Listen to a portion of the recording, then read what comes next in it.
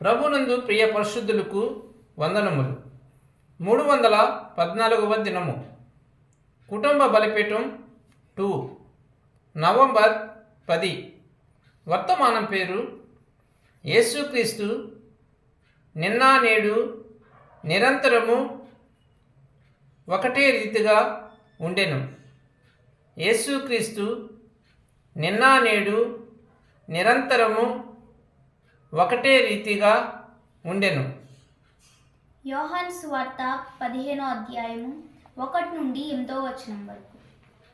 నేను నిజమైన ద్రాక్షావల్లిని, నా తండ్రి వ్యవసాయకుడు. నాలో ఫలింపని ప్రతి తీగెను ఆయన తీసి పారవేయును.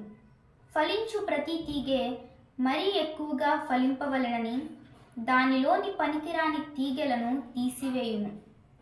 నేను మీతో చెప్పిన మాటను బట్టి మీరిప్పుడు పవిత్రులై ఉన్నారు. నా యందు నిలిచియుండుడి, మీ యందు నేనును నిలిచియుందును. తీగె ద్రాక్షావల్లిలో నిలిచి ఉంటేనే గాని తానంతట తానే ఎలాగూ ఫలింపదో, అలాగే నా యందు నిలిచి ఉంటేనే గాని మీరును ఫలింపరు. ద్రాక్షావల్లిని నేను, తీగెలు మీరు. ఎవడు నా యందు నిలిచి ఉండునో, నేను ఎవరి యందు నిలిచి ఉండునో వాడు బహుగా ఫలించును. నాకు వేరుగా ఉండి మీరేమీ చేయలేరు.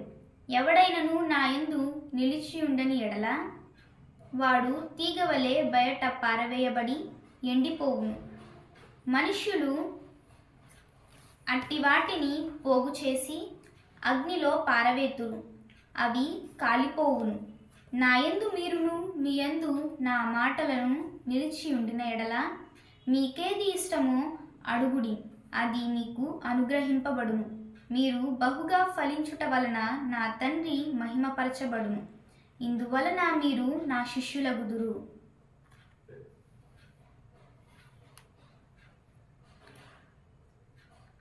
వర్తమాన పేజీ చదువుకుందాం. కొలత లేకుండా యేసుకు దేవుడు తన ఆత్మను అనుగ్రహించాడు. ఆయనలో దైవత్వము శరీరముగా సంపూర్ణముగా నివసించెను. ఆయన శరీరములో ప్రత్యక్షపరచబడిన దేవుడు క్రీస్తు ద్వారా లోకమును దేవుడు తనతో సమాధానపరుచుకునేను అని బైబిల్ చెప్పుచున్నది. కానీ ఆయన పుత్రులుగా స్వీకరించబడిన మనకు ఆయన తన ఆత్మను ఇచ్చినప్పుడు ఆయన ఆ సముద్రంలో నుండి ఒక బకెట్ నిండా ఇచ్చెను. ఆయన దైవత్వమును సంపూర్తిగా కలిగి ఉండెను. మనము దానిలో కొంత భాగమును పరిశుద్ధాత్మ వరము ద్వారా కలిగి ఉన్నాము. కానీ నేను సముద్రము నుండి ఒక బకెట్ నిండా నీటిని తెచ్చినట్లయితే, లేక ఒక చెంచా నిండా తెచ్చినను, సముద్రం అంతటిలో ఉన్న రసాయనములు ఆ చెంచాలో కూడా ఉండును. తక్కువ పరిమాణములో కానీ తక్కువ నాణ్యత కాదు. కాబట్టి క్రీస్తులో ఉన్న పరిశుద్ధాత్మ సంఘములో ఉన్నది. మిమ్మలను బలపరచుటకు దీనిని చెప్పుచున్నాను. ఆయన చెప్పెను, నేను ద్రాక్షవల్లిని, మీరు తీగెలు. ద్రాక్షవల్లి ఫలములు ఫలించదు, ద్రాక్షవల్లి తీగెలను శుద్ధి చేయును, తీగలు ఫలములను కాయును.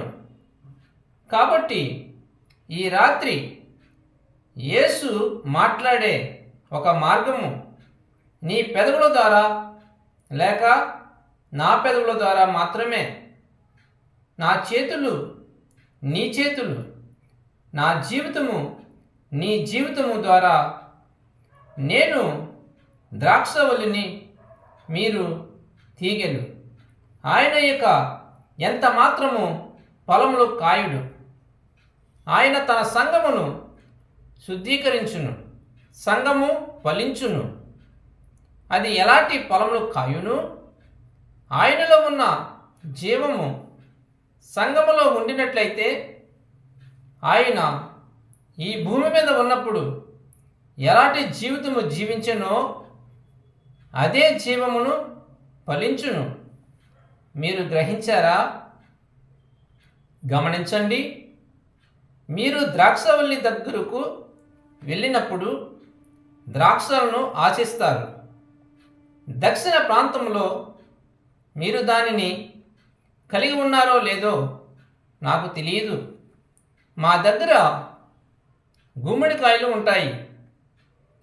మీరు గుమ్మడి తీగల దగ్గరకు వెళ్ళినప్పుడు గుమ్మడికాయలను ఆశిస్తారు. అది ఫలభరితమైన పాదు అయితే పుచ్చపాదు నుండి పుచ్చకాయలు ఆశిస్తారు. మనము క్రీస్తు ద్రాక్షవల్లి అయిన ఆయన సంఘము దగ్గరకు వెళ్ళినప్పుడు మనకు ఏమి దొరుకుతాయి?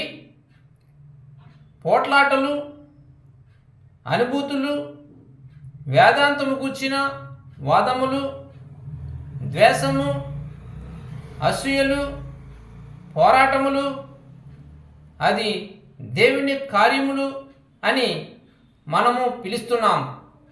లేఖనములు అది కాదు అని చెప్పుచున్నది.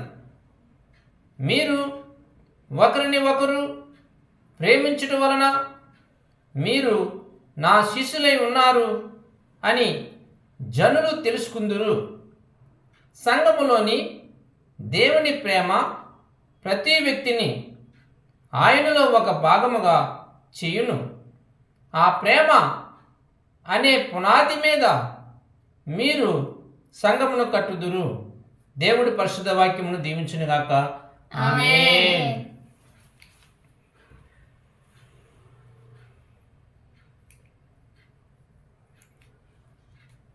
మహాపరిశుద్ధుడా ఘనమైన తండ్రి, యేసుక్రీస్తు నిన్న నేడు నిరంతరము ఒకటే రీతిగా ఉన్నాడని అనే వర్తమానం ద్వారా ప్రభువా నేను మాతో మాట్లాడినందుకు స్తోత్రాలు దేవా. దేవా నీవు ప్రభువా ద్రాక్షవల్లి మేము తీగలని చెప్పిన దేవుడు తండ్రి. ప్రభువా తండ్రి తీగలు ప్రభువా ఎలా ఫలించినో ప్రభువా తండ్రి ప్రభువా మేమును అలా ఫలింపడానికి ప్రభువా మాకు సహాయం చేయండి దేవా. ప్రభువా తండ్రి ప్రభువా నీ ప్రేమ వలన ప్రభువా తండ్రి మేము ప్రభువా నీలో తండ్రి భాగముగా ఉండడానికి సహాయం చేయండి దేవా. దేవా నీ వాక్యం ద్వారా మాతో మాట్లాడినందుకు నీకే స్తోత్రాలు దేవా. వాక్యానుసారంగా ప్రభువా మేము నడుచుకోవడానికి సహాయం చేయండి తండ్రి. ప్రభువా ఇప్పుడు ప్రభువా మాతో మాట్లాడినందుకు నీకే స్తోత్రాలు తండ్రి. మా ప్రభు రక్షకుడైన యేసుక్రీస్తు నామములో అడిగి ప్రార్థించుకుంటున్నాం తండ్రి. ఆమేన్, ఆమేన్.